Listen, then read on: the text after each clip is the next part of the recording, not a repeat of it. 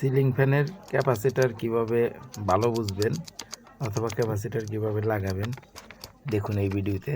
আমি ক্যাপাসিটারটা এখন চেক করব এটা ভালো আছে কিনা। আমি যেভাবে চেক করব আপনারা ক্যাপাসিটার এভাবে চেক করে নিতে পারবেন। একটি ক্যাপাসিটার নষ্ট আছে না ভালো আছে দেখার জন্য আপনি সিরিজ লাইনে একটা প্লাগ দিয়ে লাইন দিবেন। সিরিজ লাইনে কারেন্ট ঢুকিয়ে এরপর ক্যাপাসিটারে লাইন ধরবেন।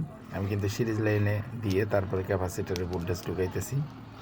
এভাবে আপনারা ক্যাপাসিটারে ভোল্টেজ দিবেন অথবা তার দুইটা আগে লাগিয়ে তারপরে সিরিজ লাইনে প্লাগ ঢুকাবেন।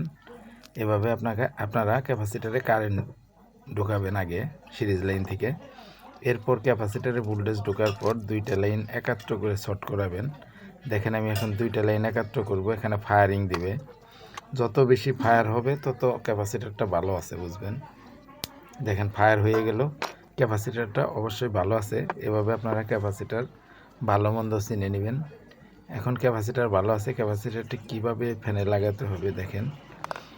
এর জন্য ফ্যানের কয়েলের যে মেন লাইনটা দুই কয়েল থেকে একাত্র হয়ে লাইন, সেটা সরাসরি কারেন্ট লাইন হবে। আর বাকি দুইটা লাইন, যে দুইটা লাইন আপনার বাড়তি থাকবে কয়েলের, ওই দুইটা লাইন ক্যাপাসিটারের দুইটার মধ্যে দিবেন। আর যে কোনো এক সাইডে থেকে আপনি আরেকটা কারেন্ট লাইন বের করবেন।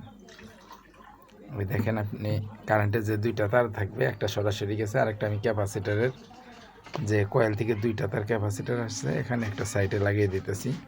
যদি ফ্যান উল্টা ঘুরে তাহলে এই লাইনটা, লাল তারের লাইনটা অন্য সাইডে লাগিয়ে দেবেন ক্যাপাসিটারে, তাহলে সোজা ঘুরবে।